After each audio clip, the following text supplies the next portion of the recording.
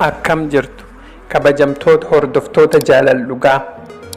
Har'a kan laallu jaalalleewwan lamaan jidduutti jaalal ho'u didee, jaalal qabbanaa'ee, jaalala jijjiiraman finnee, jaalala waan haarawaa keessatti hin agarree, jaalala carraan fuuldura isaa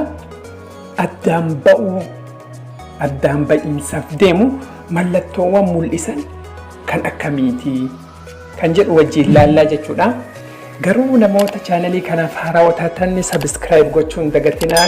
Yoo viidiyoon kun ammoo isinitti tole laayik godhaa. Addaan ba'uun kun baay'ee tokko ulfaata. Jaalala keessatti jaalalleewwan dafanii addaan deemuu yookaan addaan bahuu. Haa ta'u ammoo namni wal jaalachuun ni jira. Wal fuudhee bultii ijaarratee daa'ima walirraa dahee addaan deemuun ni jira jechuudha. Garuu yeroo tokko addaan deemuudhaan ni ulfaataa. Akkamitti beeknaa? Mallattoowwan an armaan gaditti isinii himuu deemu 12 kuni gaggabaabsee isinii himaa. Tokko isaanii gaggabaabsee osoo yeroo hin gubin isinii himaa. Mallattoowwan kana yoo jaalala keessan keessa jiraatee, baay'inaan mallattoon an amma isinii himuu deemu kuni jaalala keessan keessa jiraatee, jaalalli sun gara dhumaatii isaa deemaa jira jechuudha. Akkamitti beeknaa? Akkamitti adda baafannaa? Jaalalleewwan lamaan addaan ba'uu fi mallattoo akkam mul'isu, jaalalli isaanii keessatti jijjiiramni yoo hin jirre, geeddaramiinsi yoo hin jirre, yeroo hundaa ka fooyya'u osoo hin taane jaalalli sun kan bakka tokko jiraatu yoo ta'u taate akkamitti beekuu dandeenya? Mallattoo jaalala keenya addaan ba'iinsaaf nu geessan.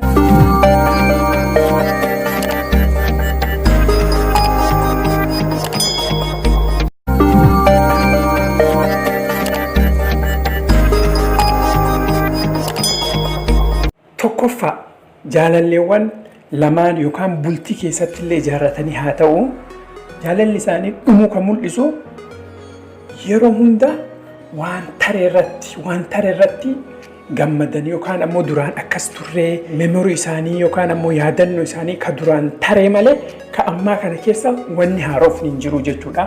Mallattoon tokkoffaan isa kana. Amma yeroo ammaa kanatti gammachuu hin qabani warri lamaan kun yookaan jaalalleewwan wajjin jiraatan kun yaadannoo duraanii waan duraan waliin dabarsan akkamitti akka gammadan fedhii isaanii ka duraanii sunmu qofa yaadannoon isaanii ka ta'u malee amma mana keessatti manni noo'uu ni qabbanaa'a. Waan tokko wal diddaalleen miirri waliigaltee mana sun keessatti hin argamu jechuudha. Kanaafuu jaalalleewwan lamaan yeroo waa'ee tare gammachuu tare qofa ka dubbatan taate ka ammaa kana quba hin qabne ka ta'u taate garbi isaan itti deemaa jiran gara gaarii akka hin taane mallattoo mul'isuu jechuudha.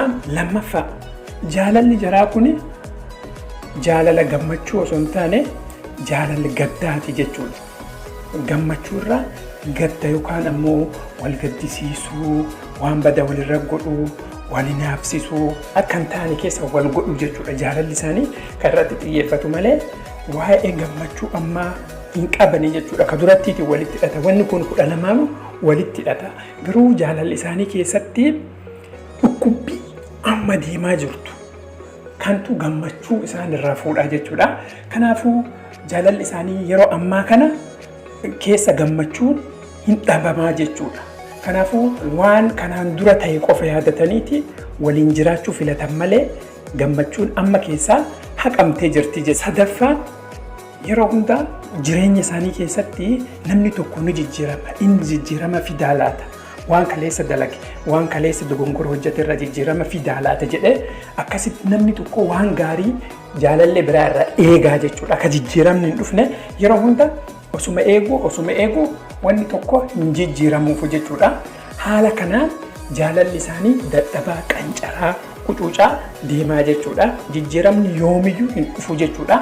Namni tokko ni eega. Fakkeenyaaf yoo jaarsi yookaan ammoo jaalalleen dhiiraa kun kan balleessu taate jaalalleen dubartii wa'eedii wanni jijjiiramu tokko hin jiru jechuudha.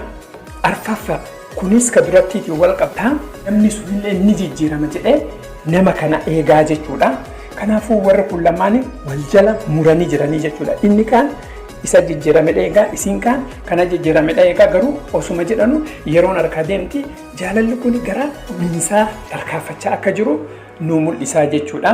Shanaffaan yeroo hunda namni tokko wanni inni godhe kanaaf ta'uu oolu jedheeti ofii malaan deemaa malee amantii yookaan ammoo ofitti amanamummaa wanni kun naa godhamee jedhe yaaduu hin eegalu jechuudha. Fakkeenyaaf waan tokko yoo isiin yookaan inni ka godhu taate inni kanaaf akkana godhe namii dhufii miti amaluma isaati jettee waan suni atummaan ofii keetii murteessita malee yaada nam suni sirriitti hin beektu jechuudha. Namni wajjin jiraattu namum jaalallee keetii namum abbaa manaa keetii kana atummaan malaanii inni bara akkanaa durii akkas ture jettee yaada isaa kana murteessitaaf malee waan isaa keessatti hin beektu jechuudha. Ja'affaa yeroo hunda gochisaa yaanni isaa dubbiin isaa yeroo tokko qaamanis si deemuu danda'a jechuudha. Si huba yookaan ammoo si miidha. Jaalala keessatti wajjin jiraattanii gammachuu irraan argattu jechuudha. Wanti hunduu miirri isaa waan inni sitti himuu yookaan harkaan si rukutuuf illee deema. Mallattoo jaalalli keessanii gara dhumaatii irra gahaa jiraachuu mul'isu jechuudha. Torbaffaa yeroo hunda waan tokkoon dubbattanii wanni dubbattan suni badii ta'uu danda'a yookaan ammoo miidhaa ta'uu danda'a. Furmaan hin jiru jechuudha. Waanum sunitti ammallee bor deebi'ee dhufaa sanuma dubbattanii jechuudha. Jijjiiramni hin jiru. Kanaafuu mallattoo jaalalli kun yookaan ammoo bultiin kun gara dhumaatii irra deemu mul'isu jechuudha. 8ffaa namni tokko fakkeenyaaf ani inni jijjiirama yookaan isiin jijjiiramtii jettee ka eegdu ta'a jechuudha. Garuu namni ati eegdu suni jijjiiramuu fi waan tokko yookaan ammoo sochii waan tokko mul'isu jechuudha. Bakkuma duraanii san jira mallattoo jaalalli keessanii gara dhumaatii deemu mul'isu jechuudha. 9ffaa yeroo wanni isin yaaddan wanni isin gootan yaanni keessan akkaataan safuun keessan hunduu garagara ta'uu jechuudha. Jaalalli sun keessatti waan tokko waliin hin qabdani wanti hunduu garagara ta'a. Mallattoo jaalalli keessanii diigaminsa deemu jiru gara diigamiinsatii fi deemaa akka jiru mul'isu jechuudha. Amantiin keessan wanni isin yaaddan wanni isin gootan wanni isin nyaattan wanni isin dhuydan filannoon keessan hundumtu garagara deemu eegalaa jechuudha. Yeroo kanatti mallattoo jaalalli suni gara badiinsaa deemaa jiru mul'isu jechuudha. 10ffaa jaalalli ammaa kuni uf duuba si qaba. Waan ati godhuu barbaaddu irraa uf duuba si qaba. Akka ati hin guddanne uf duuba si qaba. Fira keerraa addaan si baasa. Waan jaalattu irraa addaan si baasa. Jaalalli kuni waan tokko jiru kan kee keessatti akka ati gootu siin eeyyamu jechuudha. Uf duuba si harkisa. Waa hunda bakka wajjin rakkatta jaalala kana wajjin rakkattaa wajjin dhimmamtaa. Mallattoo 10ffaa jaalalli keessan karaarraa badu mul'isu jechuudha. 11ffaa yeroo hunda jijjiirama dhufa waan haarawaa dhufa jetteeti eegda waan haarawaa eegda garuu waan haarawaa hin agartu jechuudha. Yeroo hunda bornaa jijjiiram jettee eegda wanni tokko kasii jijjiiramu hin jiru jechuudha. 12ffaan jaalalleewwan yookaan ammoo bultii kana keessatti namni tokkolleen akka tokko yaadu jechuudha. Yeroo hunda namni lamaan yookaan ammoo jaalalleewwan wajjin jiraatan kun yaadni isaanii karaa ba'a. Mallattoo jaalalli keessanii kufiinsaaf yookaan ammoo dhumaatii irra ga'u mul'isu jechuudha. Maarree hordoftoota koo qabxiiwwan 12 kana jaalalli keessan gara dhumaatii yookaan ammoo addaan bahiinsaa deemuu isaa mul'isu isinii himee jira jechuudha. Haa ta'u ammoo yeroo tokko addaan bahuun kunillee baay'ee ulfaataa jechuudha. Waan tokko gadi fageessanii ilaaluun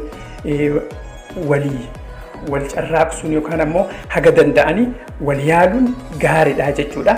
Haa ta'u ammoo yoo wantoonni tokko hin dadhabamin yeroo hunda jiruu kan kee keessatti mataa of dhukkubsuu sammuu kan kee jeequu biraa bakka waan sun achuma dhaabdeti kun jechuun dhumiinsa addunyaati miti. Namni wal jaalachuun addaan bahuun ni jira. Jaalala biraa kasii ta'uu ka agartee barbaadattu gootee jiru kan kee gara fuulduraatti oofuu qabdaa ka jedhu yaada waliigalaa isinii kenna. marree hordoftoota koo yoo viidiyoon kun isinitti tole mallattoo like jettuun tuqaa subscribe gochuun dagatinaa sponsora keenya Aadaa Jaawoo baay'ee galateeffannaa ammoo viidiyoo kanaan duraan argin kun viidiyoo lamaan kana iskiriinii irratti isinii baati laala hanga viidiyoo biraatti wal agarrutti nagaan